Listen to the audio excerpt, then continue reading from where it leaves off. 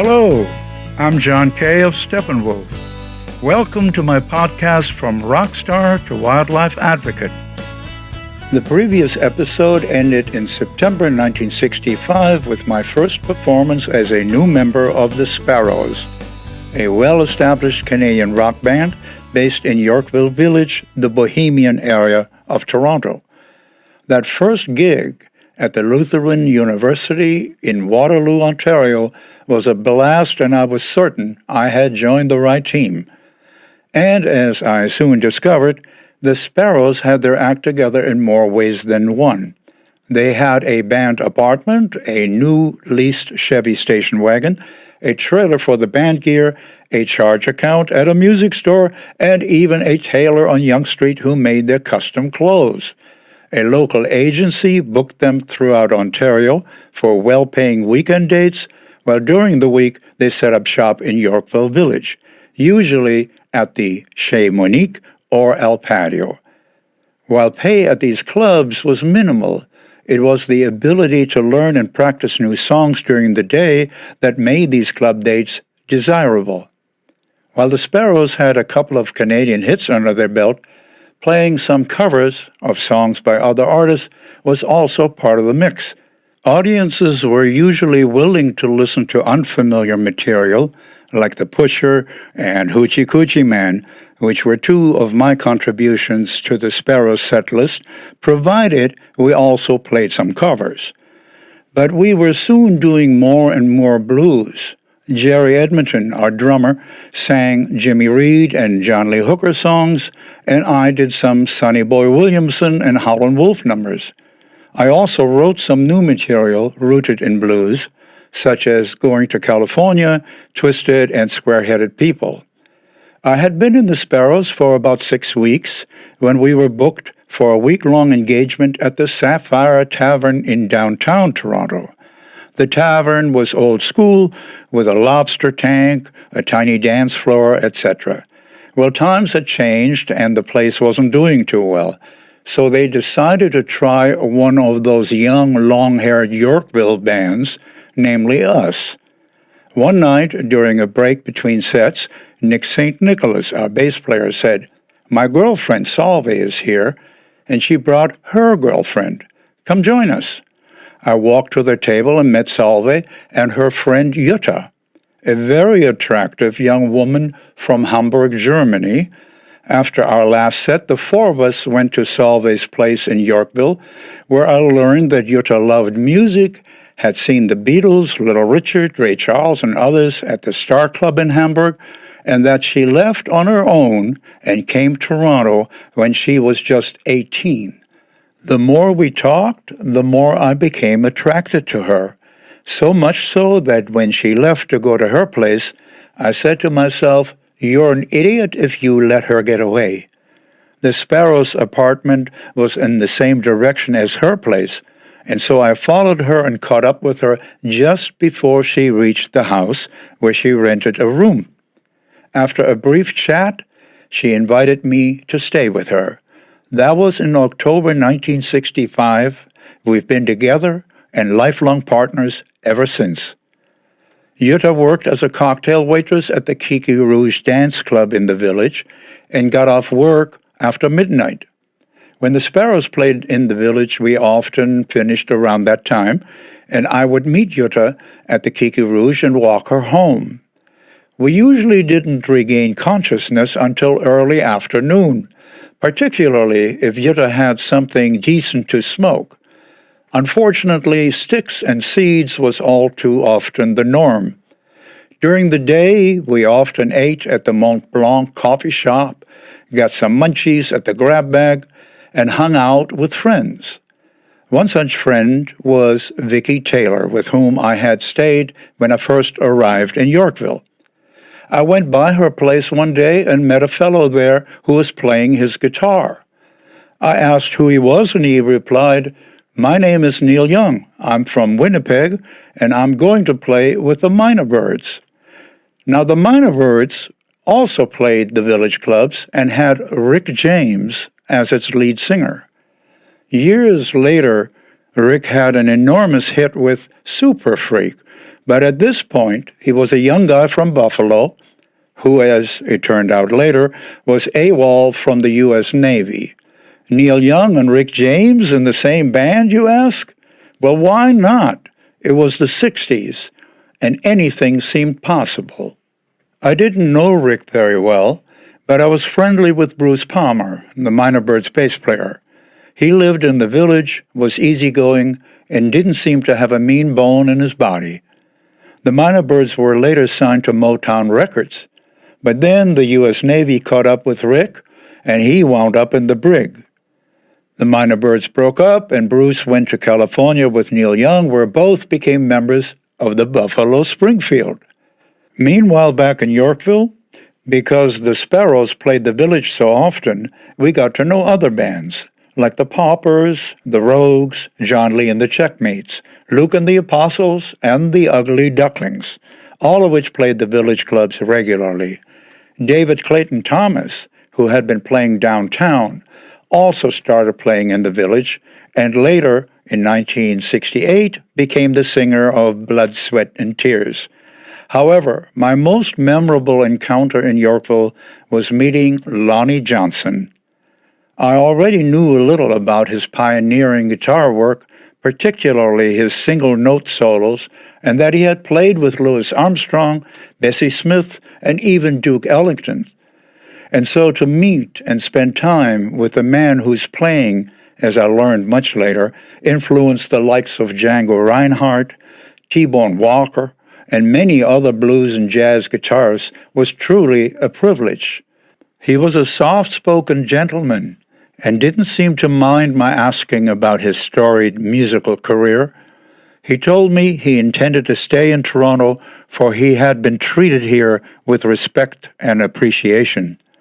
As it turned out, he did indeed remain in Canada and lived in Toronto for the rest of his life. We in the Sparrows, however, were hoping to make a go of it in the U.S., for at the time, Canada was a relatively small market for record sales. Nick, our bass player, was constantly on the hunt for a manager who could get us into the States, and indeed found one, namely Stanton J. Freeman. Stanton had connections in New York and set up a demo recording session for us at Allegro Sound Studios in Manhattan. The demos were engineered by Bruce Botnick, who later worked with the Doors and the Beach Boys, and got the attention of David Kapralik at Columbia Records, who soon thereafter signed us to the label. David had been instrumental in signing Barbra Streisand and managed a new act called Sly and the Family Stone, so we felt we were in good hands. Stanton, our manager, then befriended Jerry Brandt at the William Morris Agency, who booked some New York venues for us. Jerry represented major artists and had brought the Rolling Stones to the U.S., so we felt things were really looking up. By early June, we were back in Toronto to get our gear. We hitched our loaded trailer to the station wagon and migrated to the infamous Hotel Albert in Manhattan, which was full of musicians and other undesirables. The Blues Magoos and John Lee Hooker were in the house, and the Lovin' Spoonfuls had rehearsed in the basement, we were told. So the Albert just seemed to be the right place for us. Our first gig was at Arthur's, a nightclub owned by Sybil Burton, the former wife of Richard Burton. The club was frequented by celebrities and the jet set, but we did fine. We had no trouble being accepted by that crowd. Now Stanton, looking for some promo for us, managed to set up a minor media event at the elegant St. Regis Hotel where esteemed hairstylist Vidal Sassoon cut our hair. This was covered by some newspapers, but did little to elevate us to stardom. Our next engagement was at the Barge in the Hamptons on Long Island. The club was indeed a converted barge and was moored in a lagoon. Apparently, the Young Rascals had been, quote, discovered at this place, but no such fate seemed to await us there. We played much of the summer at the Barge and lived in a little house where Goldie McJohn, our keyboardist, took some LSD on a night off. It didn't go well. He kind of freaked out.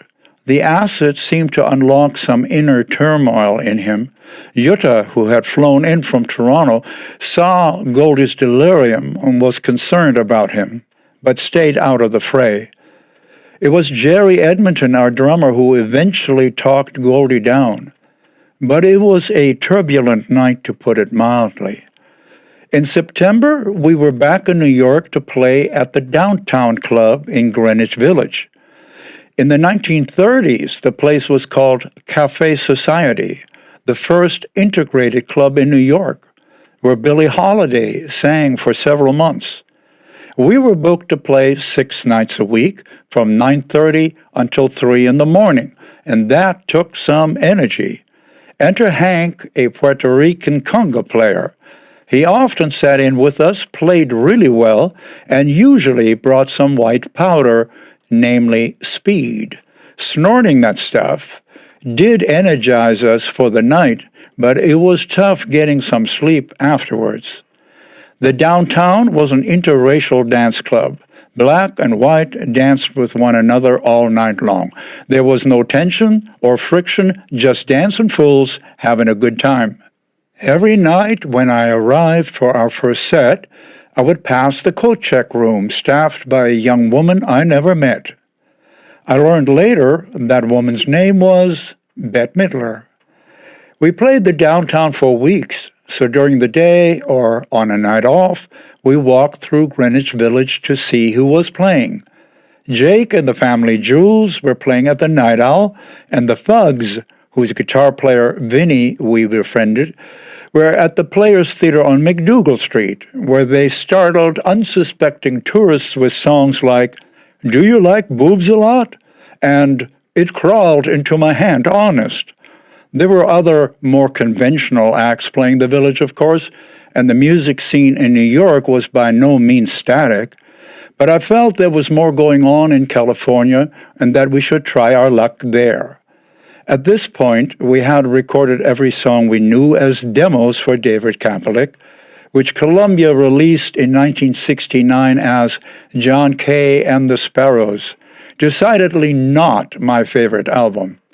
Based on those demos, David chose Tomorrow's Ship, a ballad written by Dennis Edmonton, our guitarist, which was then properly re-recorded and released as a single by the Sparrow instead of the Sparrows. The name change didn't help. That single never really got off the ground.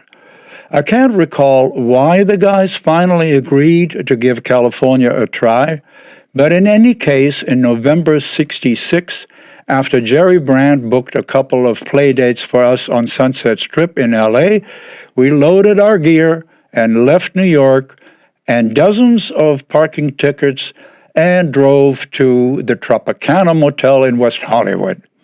The motel was owned by Hall of Fame Dodgers pitcher Sandy Kaufax and usually full of musicians. Not surprising, since it was near the Troubadour and many acts that played there stayed at the Tropicana. Since I was familiar with the Troubadour, having worked there in '65, I wanted to show the club to the guys. We took a short walk on Santa Monica Boulevard and heard music coming out of the club when we reached the entrance. The door was unlocked, so we walked inside and found, very much to our surprise, Neil Young and Bruce Palmer on stage with 3 other musicians, namely Steve Stills, Richie Fury, and Dewey Martin. These 5 had formed the Buffalo Springfield and sounded really good. After a few minutes of catching up, we left the guys to continue their rehearsal and went back to the Tropicana to take a dip in the pool. Another long-hair, who I suspected was a musician, was already in the water, and we struck up a conversation. His name was Randy. He played bass in a group called The Poor, and he loved R&B music. He was friendly and easygoing, and I liked him right away. Well, Randy, whose full name is Randy Meisner, went on to join the group Poco in '68 and later became a founding member of the Eagles. Meanwhile, back at the Tropicana, we got ready for our first LA gig on Sunset Strip at a club called It's Boss. I have no idea what that name meant, but I do know the club was previously Sparrows, where I had seen the Byrds debut just a year earlier. I also remember this room because my Gibson guitar was stolen there. In 1971, the place became the Comedy Store. Our next engagement, which I recall more fondly, was a week-long gig at the Whisky A Go-Go with the Sir Douglas Quintet, a fine Texas band fronted by Doug Sahm. They had a hit called She's About a Mover and sounded great. I particularly liked Doug's bluesy guitar playing. So overall, we were doing pretty well at this point. We were comfortable in a rented apartment at the Tropicana, and we were playing the most important showcase clubs in LA. But then, unexpected developments caused us to move again. Major altercations broke out between kids at a teen club on the Strip named Pandora's Box and the LAPD. Hundreds of kids would come from all over to hang out, and things got out of hand and very ugly. Stephen Stills of the Buffalo Springfield wrote the song For What It's Worth about these confrontations. Some bottom feeders in Hollywood couldn't resist making a cheesy B picture about all this. Unfortunately, because of the so-called riots, the clubs on the Strip were strongly advised to change their booking policy, and we were out of work. We had heard good things about the scene in San Francisco, so in December we packed our gear yet again and headed to the city by the bay and Haight Ashbury, a neighborhood of hippies, bohemians, musicians, and other disciples of the counterculture, and a very different scene compared to the clubs in L.A. In the Haight, as the locals called it, you could find head shops, stores selling tie-dyed clothing, psychedelic posters, and so on. It was also a hub where young people gathered by the hundreds, particularly when kids from elsewhere in the U.S. arrived to join the scene. Our first gig, however, was across the bay from San Francisco at the Ark, a beached ferry boat in Sausalito. On weekends, the Ark was open till 6 in the morning, and so we played long sets each night and began to experiment. We lengthened songs with extended jam-like instrumental sections. One song, which grew to 20 minutes in length, was The Pusher. Steve Miller, who had a fine blues band at the time, sat in with us one night and ad-libbed a talking blues about what we were doing with The Pusher, while playing an excellent blues harp. Another time, a group of Hells Angels came by, dropped some LSD, and stayed most of the night sprawled out on the dance floor. No bad vibes, everybody was cool. After a New Year's Eve gig in Lake Tahoe, we played our first date in San Francisco on January 13 and 14 at the Avalon Ballroom with Moby Grape and the Charlatans. This was a whole new experience for us. Projected on large screens behind the performers on stage were pulsating, ever-changing light shows, which, if you looked behind you while performing, could throw you off your groove, particularly if you were high. Nevertheless, we always had a great time at the Avalon and played there several times. The audiences were laid back, due to cannabis no doubt, but responsive. And Chet Helm, who was the head of the Family Dog, the outfit that booked and ran the place, was an easygoing and helpful guy. Most of the other bands we played with were friendly and good company, and the atmosphere was usually relaxed. Between sets, everyone hung out in the dressing room, even musicians that were not performing that night. Janis Joplin was there a couple of times just hanging out backstage. Now on Saturday, January 14, the second day of our first Avalon gig, a gathering of the tribes for a human being was held in San Francisco's Golden Gate Park and attended by over 30,000 people. The speakers included LSD guru Timothy Leary, and poet Allen Ginsberg, among others, and Owsley Stanley, known for his high-quality LSD, was also there and generously distributed his holy water. The Grateful Dead, the Jefferson Airplane, and others performed at the Bean, but we were playing at the Avalon that night, so we just watched some of the afternoon's events. My friend Morgan Cavett had driven up from L.A. to attend the Bean and to see us play. And he, our drummer Jerry Edmonton, and I left the next day to drive down California's scenic Highway 1 to Los Angeles. Our next play date wasn't until February, so we had plenty of time for an LA visit.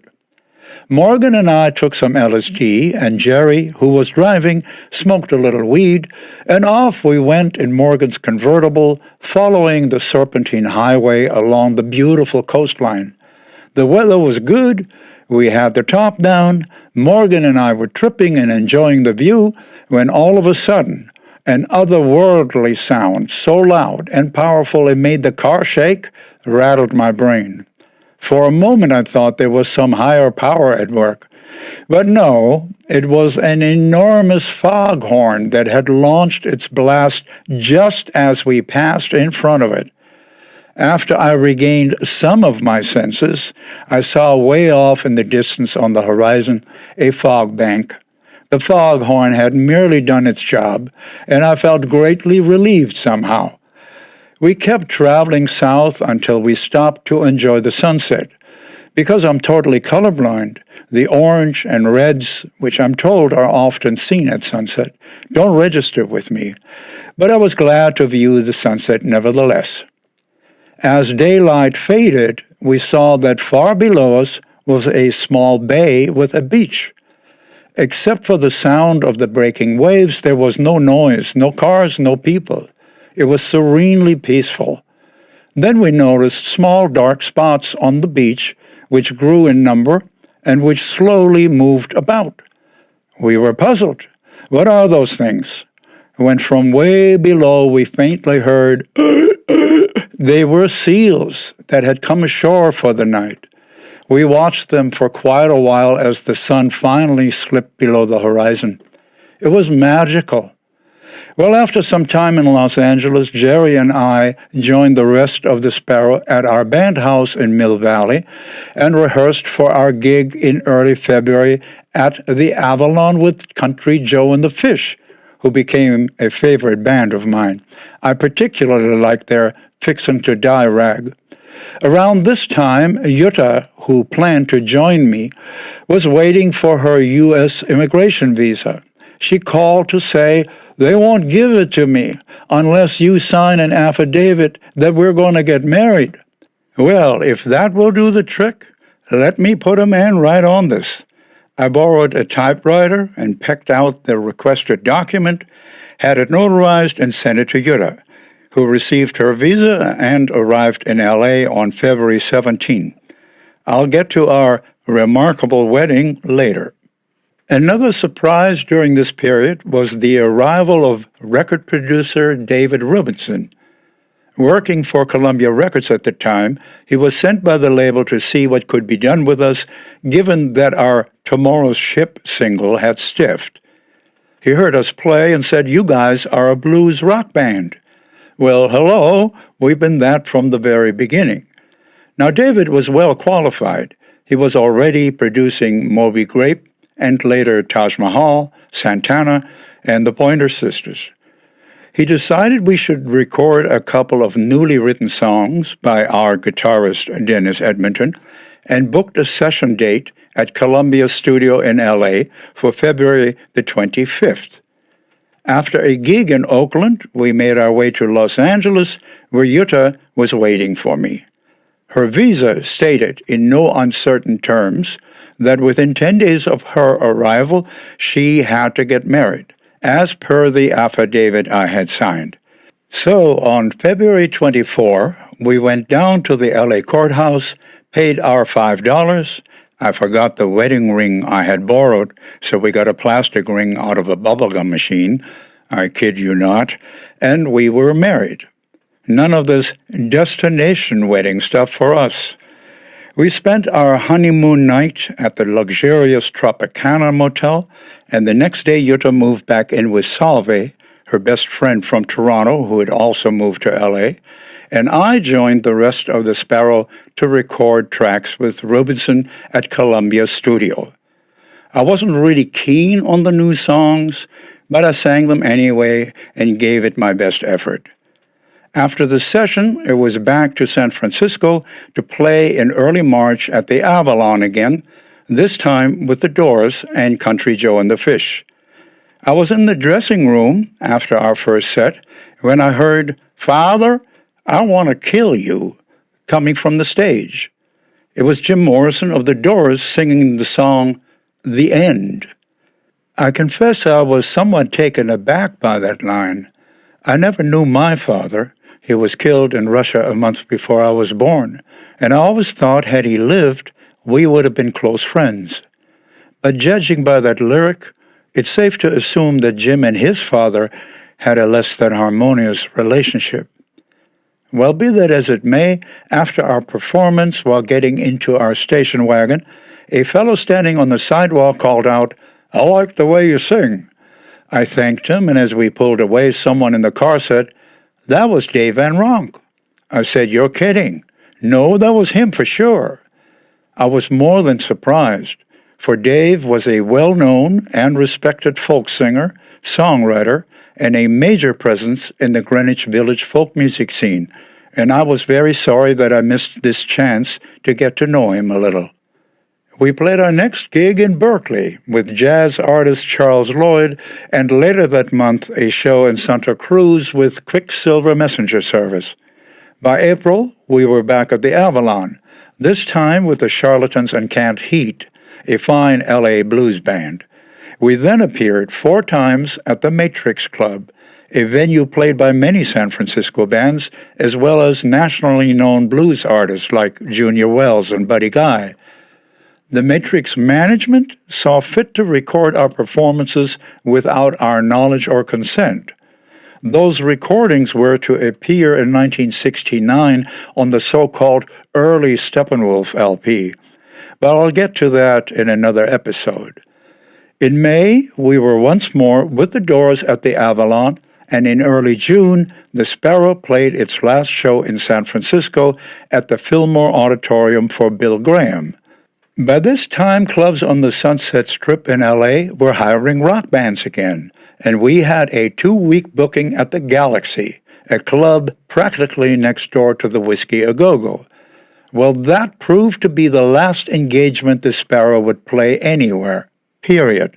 Upon our arrival in L.A., Columbia Records sent word that they had released us from our recording contract. I think it's safe to assume they weren't crazy about the tracks we had cut with David Rubinson, and Dennis Edmonton, our guitarist, had already informed us that he was going to leave the band. In light of this, Nick St. Nicholas, our bass player, went in search of a replacement and introduced a barely 17-year-old guitar player named Michael Monarch to the band. Michael played well and was a serious prospect as a replacement for Dennis.